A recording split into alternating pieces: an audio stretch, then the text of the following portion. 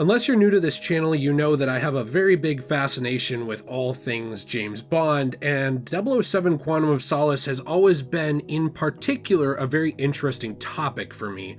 Quantum's a black sheep when it comes to the family of Daniel Craig 007 movies, which are already very different from previous iterations of 007, and Quantum itself is an anomaly when looking at the history of James Bond. Bond films have had their writing problems before. Moonraker really tried to take a lot of inspiration from The Spy Who Loved Me, but it ended up not adding much other than outer space. But a lot of uneven Bond films don't get the hate that is allotted to Quantum of Solace. Maybe the closest to receiving quite a bit of hate is Die Another Day, but it does seem like general opinion on that movie has softened over time, whereas the release of subsequent Bond films almost seemed to make the audience a little harsher on Quantum of Solace, and in some ways rightfully so.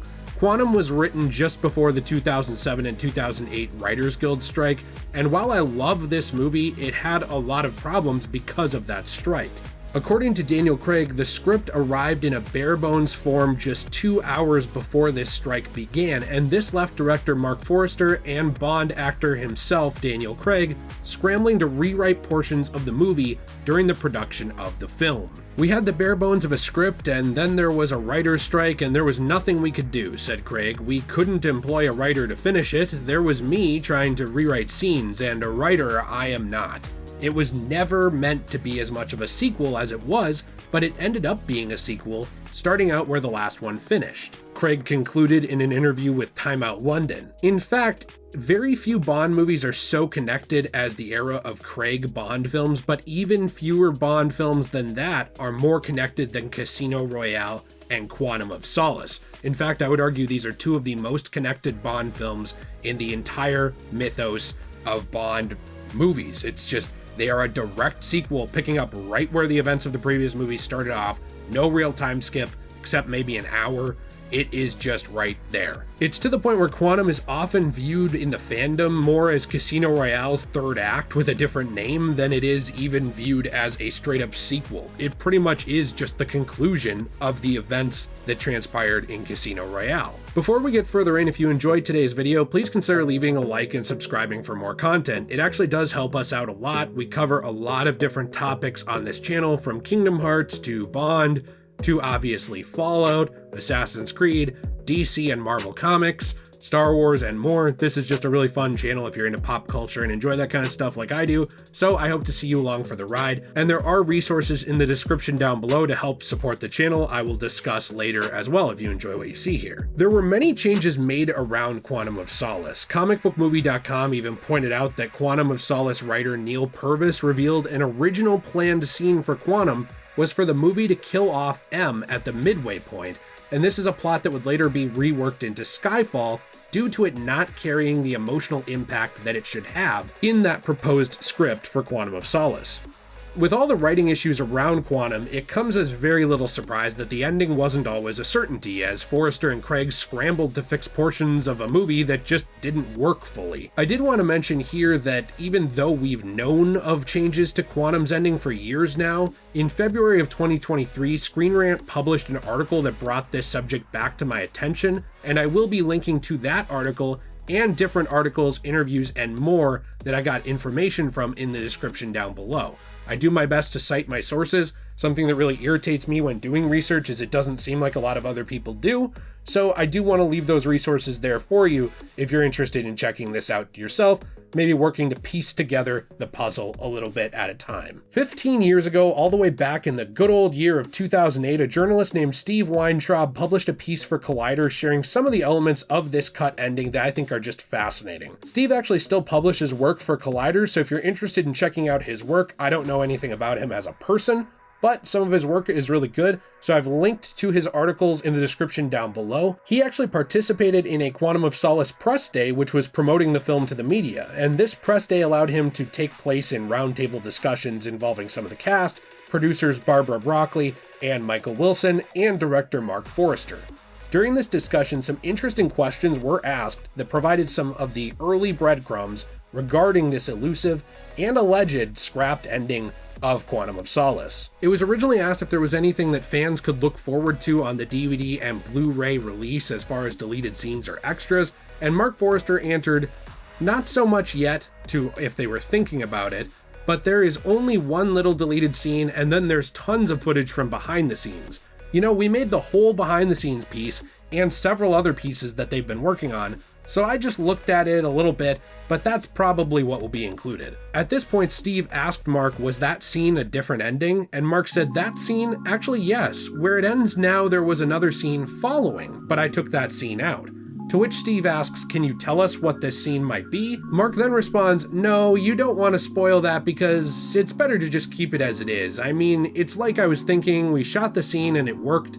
I think it's a great scene and everybody loved it, and that's the first screening I had, was that scene. And then we just felt, no, let's just end it right there on that necklace. He got his Quantum of Solace, that's where it is, that's where the movie ends, and let's not even go there. When asked how long it was, Marc said it was about a minute, to which Steve responded, interesting. Marc then said, I can tell you that he does encounter Mr. White in that scene. To which Steve responded, really? You're killing me now? And Marc said, so you can almost start the next movie with that scene. Marc did go on to say, I don't know if it's a trilogy or not, but they're thinking, I don't know. I was thinking to them, if they wanted to, they could just and then he kind of trailed off, to which Steve said, that's what I was curious about, because this one ends like it's a bookend. It's a part 2 of 2, and that scene would have been part 2 of 3. Marc then said, and that's why, because like them, it gives them the opportunity to either start completely new or but with that scene, you're almost forced to follow the movie into a trilogy. To which Steve responded, very interesting. It's worth noting at this point that it is possible that this subject came up before it was published by Collider, but I can't personally find any signs of that. A lot of people did participate in these roundtable discussions and these interviews. However, a lot of that information has actually been deleted. It's not on the internet anymore. There are different articles published around this time, but many of them I had to find from obscure message boards, and they now either lead to dead links that don't go anywhere and were never archived, or they just have kind of disappeared over time as different websites have faded away. That said, what can we decipher from the cryptic answers of Marc Forster so far? Now, before you think this is all the information we have, there is a lot more to come, but we know that, like we discussed before, Quantum did have a troubled production due to that writer's strike, and this meant several elements were left up in the air during the creation of this movie. With this information, we now know that the ending was one such element left up in the air. We also know that this alternate ending actually wouldn't have replaced any footage we saw in the movie. Instead, Marc did say that it would have taken place after the on-screen ending we saw. As Forster said, where it ends now, there was another scene following, but I took that out. We also know that Mr. White participated in this ending. Originally, instead of his final scene in the film being the scene when Bond exposes the quantum meeting at the opera, we will get into what happens to White in-universe regarding later films, but let's just put that aside for right now and table that, knowing that if this ending had happened, it would have changed things quite a bit. Without the hindsight of where later films like Spectre and No Time to Die led, White's story sort of just drops off before the third act of Quantum of Solace until later movies. We see Mr. White make a snide remark about the fleeing Quantum members at the opera, but he chooses to stay blended into the crowd rather than exposing himself, and because of this, the ending we do see to this film follows Bond confronting Yusuf, the supposed boyfriend of Vesper from Casino Royale. Now, I don't think I have to recap Vesper's important role in the Craig mythos of Bond, but I did want to say that according to the story of Casino Royale, Yusuf had been kidnapped by White in order to force Vesper into handing over the casino winnings to Quantum in exchange for Yusuf's safety. In Quantum of Solace, we instead find out that Yusuf was working for Quantum all along, and more specifically White, in order to seduce women of status into unknowingly carrying out Quantum's goals, believing that they were saving their lover, Yusuf. He was pretty much a plant. He was a fake, he was a fraud the whole time, working for Quantum to manipulate women in particular. This is the same plot that actually led to Vesper's death at the end of Casino Royale and set Bond on his path of vengeance in the first place. Forster decided to have Quantum end with Yusuf being taken into custody, stating that it should end with Bond getting his Quantum of Solace. That's where it is, that's where the movie ends, and let's not even go there, as he said previously, regarding his decision to not continue with the next scene. From Marc's own words, we also know that another reason this scene was scrapped was to avoid cornering future writers into needing to follow the scene into the next movie. Forster wasn't sure if they were wanting to do a trilogy with Bond, but his original ending would have, in his words, forced them to follow the movie into a trilogy, and pretty much forced them to continue with the Quantum storyline.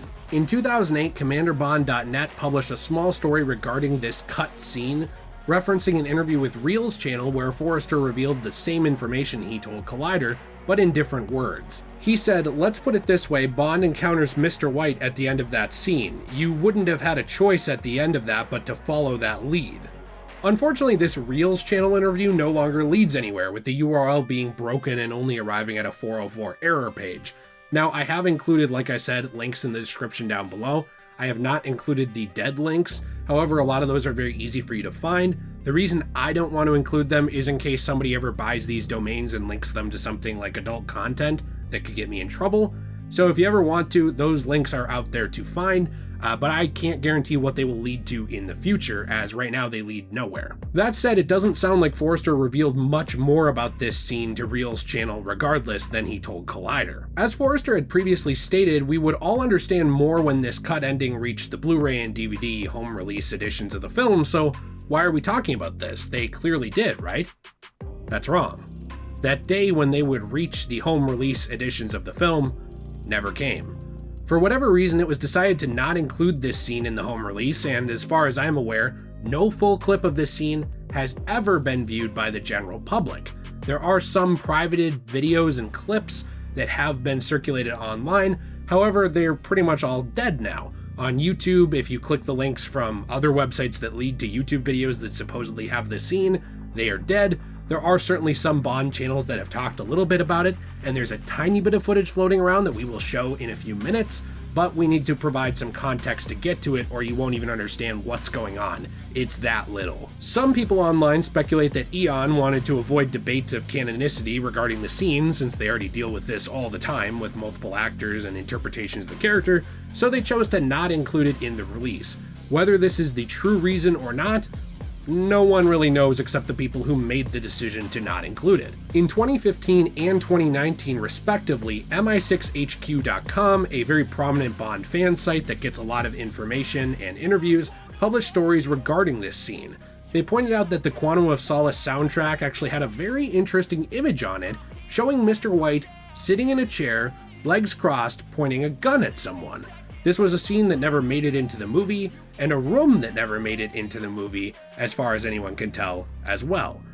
I did reach out to MI6HQ regarding their piece and another piece they wrote, but I never actually received any reply from anyone, which unfortunately usually seems to happen when I try to reach out to people to hear their take on things. A lot just slips through the cracks and is never replied to. The image they showed was very small and it's hard to make out. I will do my best to enhance and zoom it in, but it has been discovered online over the years that there was a larger image that also slipped through the cracks, though I don't really know where it originally came from.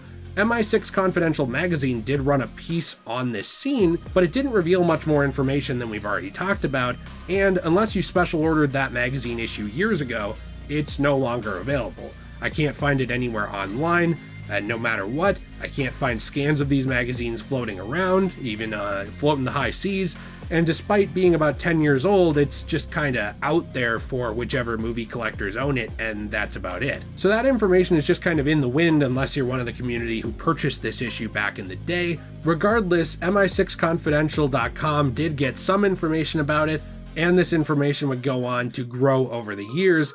The image that we do get to see of Mr. White is a lot more clear than what we saw before. Now, enter Guy Haines. Does anyone remember him?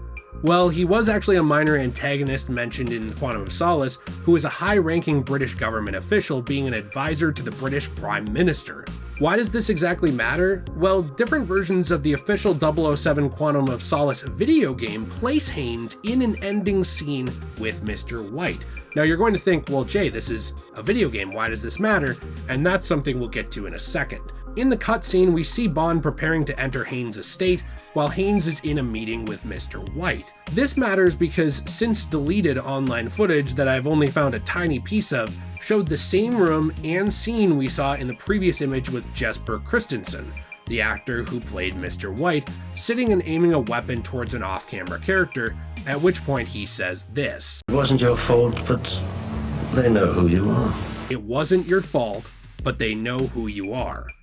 Unfortunately, there's not much more than that for this scene out there. There is an image of Craig's Bond in what appears to be the same room, aiming a gun at the camera, decked out in traditional Bond attire, but that's about it. One could argue that this is simply a photo shoot for promotional purposes. I mean, it's just Bond aiming a gun, we've seen that before, but it doesn't explain why it's in the same room Mr. White was in said pictures. Combined with our other information and the video game's ending, this is a whole lot of circumstantial evidence to just easily explain away. I do also want to mention that I reached out a while back to the creative heads of the Quantum of Solace video game, but I did not hear back from them at the time of recording this video. I do hope to hear back from them in the future because I would like to discuss the game with them, and I'm very fascinated by their process. It's always really hard to get a hold of anyone in the creative industries, and I'm sure they get inundated with messages and emails every day, though I do wish I could find a better way to get in contact with them, as I'd love to find out more information about a lot of these properties. My hands are kind of tied based off of who either sees my messages or wants to talk to me, given the nature of the business. I did find one piece of information very fascinating in a statement that Quantum of Solace game director Adam Gascoigne provided to YouTube creator Minime. I do want to say at this point that this channel was always an inspiration for me when it came to gaming content and reviews, so if you haven't checked out that channel, I've left a link in the description down below, and I do hope you will check it out. There's some fantastic videos over there, including a couple of videos regarding the Quantum of Solace video game that I highly recommend, and it's very, very interesting to me. In Minime's interview with Adam, Adam stated that the development of the Quantum game was interesting. He said, "I don't think the production team particularly cared that we were making a game. They were nice enough to us, but for example, the Quantum script was rewritten several times, and we were always at least 1 or 2 drafts behind the latest script," saying we never actually got the final script. "We operated mostly on rumors, inside rumors, but rumors nonetheless." This is why there ended up being some differences between the game and the movie, and in fact, there should have been a lot more differences, but we made some lucky guesses based on knowledge of locations and character arcs. The writer's strike didn't affect us directly, but as the script changed frequently, we basically just knew who was alive or dead, where they were going, and that Bond was going to live. The next thing to take a look into after this is what others online have agreed that this scene is and reported about the scene. In November 2020, WhatCulture.com posted a list 20 things you didn't know about Quantum of Solace. In this piece, they reference a lot of information that seems to come from a combination of MI6HQ.com's info and statements made by director Marc Forster that we already discussed, in combination with some pictures. In WhatCulture's summary, and both pieces from MI6HQ.com, the following summary is agreed upon.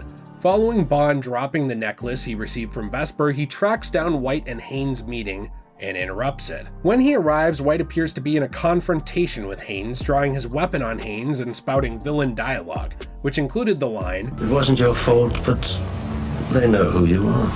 This appears to be referring to the fact that Haynes was outed by Bond as a member of Quantum to MI6 and has now outlived his usefulness to the organization, as he could easily be taken into custody by MI6 and interrogated.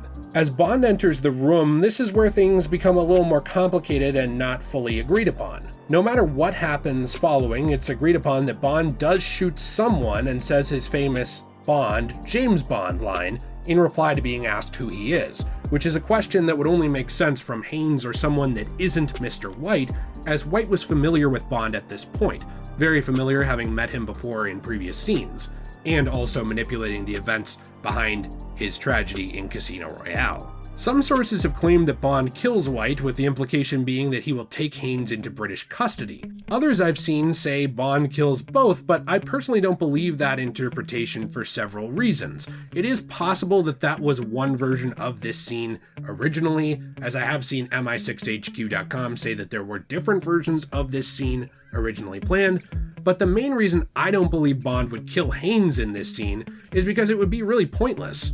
I mean, he spent the movie gathering intel on Quantum, at the opera, and other locations, and sort of unraveling their plot. There would really be nothing gained by killing Haynes, and in fact, it It would fly in the face of one of the primary lessons that M was trying to teach him in this film. That lesson being that there are alternatives to just killing and being a blunt instrument. There are times when the right thing to do is to take someone into custody and learn more information about what's going on. This is a lesson Bond had been struggling to come to terms with since the early scenes of Casino Royale when he killed the bomb maker, instead of bringing him in for questioning, which actually further complicated his investigation, even though he's still James Bond and he still pulled it off. This is also a lesson that Quantum of Solace as a film really pushes on Bond's growth, and I don't believe that after all the time Craig and Forster spent trying to fix a broken script after a writer's strike, editing issues, and more, that they would just let the movie end that way with Bond not learning his lesson and just killing people because it's cool. Especially when Forster said the reason this scene was cut is that it was important to not overstuff the movie and end on a note where Bond got his Quantum of Solace. If Bond just got revenge, that's not really solace, that's just revenge, and it sort of undermines the entire goal of the movie's growth for him. Because of this, I believe that the original plan was this: Bond would terminate White and take Haynes into custody. This is supported by both being placed together at the end of the video game, the footage and images of Mr. White from the final scene, and even Bond being present in the same room.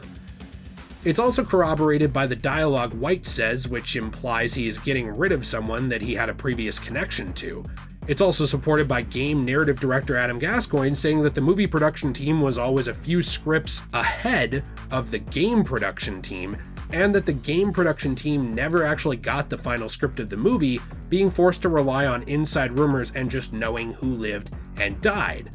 Knowing who lived and died is likely why they placed Haynes and White at the ending of the game together, like in this rejected movie ending, but did not go farther than that. Without a final script and without the benefit of knowing what was being cut in post-production, the game team would likely only know that White, Haynes, and Bond all end up at the same location by the end of the original movie ending. Finally, the scene's existence itself was expressly confirmed by director Marc Forster that this scene did exist. The final piece of supporting evidence I did want to take a look at now that we've kind of wrapped up what we think this scene is some quotes from Marc Forster from mi6hq.com's piece The Fate of Mr. White, which I have linked in the description down below.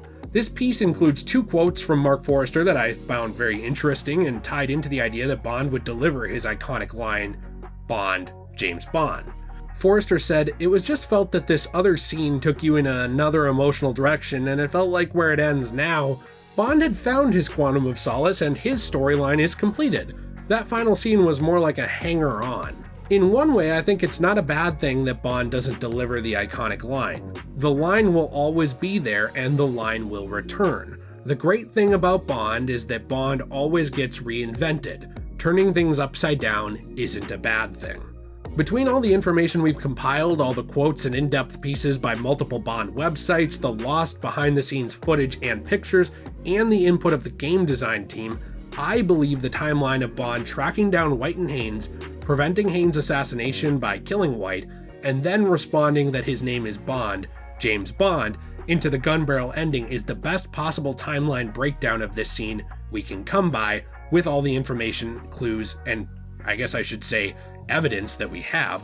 That is, unless the rights holders decide to publicly release this piece of rejected media sometime in the years to come. It's worth noting that there was a legal dispute regarding the rights to Spectre and the rights of Blofeld until I believe mid to late 2015, when it was actually recovered by Eon Productions and Donjak and everyone involved in the 007 movies. So before that time, they could not use organizations like Spectre or names like Blofeld in these movies. Those rights were tied up elsewhere. Now, the interesting thing about that is what was the movie after this, Skyfall, and what movie was after that? Spectre.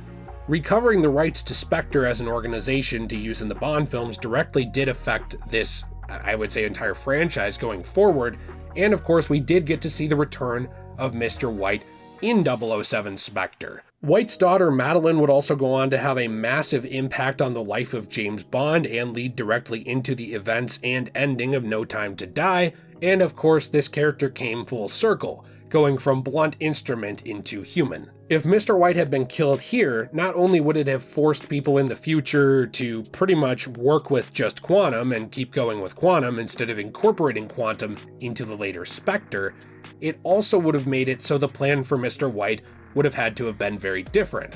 Madeline still could have been introduced, but she would have had to have been someone entirely different, and I think that her having such a connection to White is actually a very good thing, because White took Vesper from Bond, but also in a way gave him his greatest treasure in the end, which ended up being Madeline and the family that he formed with her. If this original Quantum of Solace ending had happened, I personally think that the Bond franchise would have been hurt, at least in the Craig era going forward, as not only would Bond have not learned his lesson, but you would also have to rework completely where Madeline came from, if she was even to exist at all. That kind of leads us to the end of this episode of Rejected Media that I found very, very fascinating. It took me a lot of hours to compile just this information together, and I'm sure there's even more out there lurking somewhere in the corners of the internet, but I had to delve very, very deep just to find this, and I would love to learn more someday regarding this scene. Please let me know what you think in the comments down below. Leave a like if you enjoyed this, and if you want to support the channel, I appreciate it very, very much. We do actually have memberships now on the channel with a wide variety of exclusive little goodies, including certain videos being actually exclusive, other ones being uploaded early for your entertainment, and of course a wide selection of emojis, channel badges, and more. So I do hope you will check that out. We also have a Patreon if you're interested in that,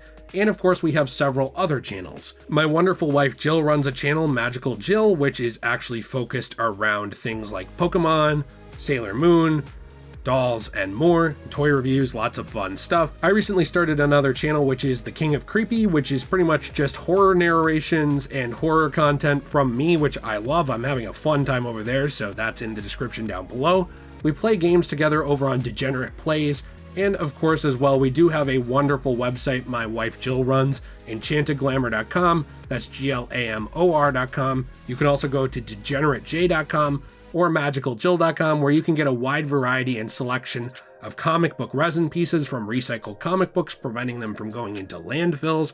There is also fantastic one-of-a-kind jewelry pieces and custom commissions that are doable for jewelry and other stuff that I hope you'll check out on that website. And before we go, finally, I do want to say a huge thank you to my supporters here and also on Patreon for the main Degenerate J channel. I'd like to say a huge thank you to Cupcare, Michael M, Jaden, Jason, Gregular, Mark K, Vince, Sean, Colin, Hargans, Javaris, Jonah, Topher, Mundane Hatred, I feel that sometimes, especially on Mondays, Shine Comics, ya boy from over on Twitter, Waffer King, Jake B, Michael T, Triple Dunk, Angelo, DA Blizzard, and Nolan North. If you want to join the family of supporters on either Patreon or right here, I appreciate you very, very much. It means the world to me, and it helps make videos like this that take hours to produce actually able to be made. So thank you very much. I appreciate you all so, so much. And thank you to everyone who watched this point and, left a like on the video and subscribed and left their thoughts down below. I hope to be back with more episodes of Rejected Media soon, diving into the past of these things and uncovering more of the truth and talking about what could have been is one of my favorite things to do. So thank you so much for joining me on that journey. Have a fantastic day, and as always, everyone, stay shui.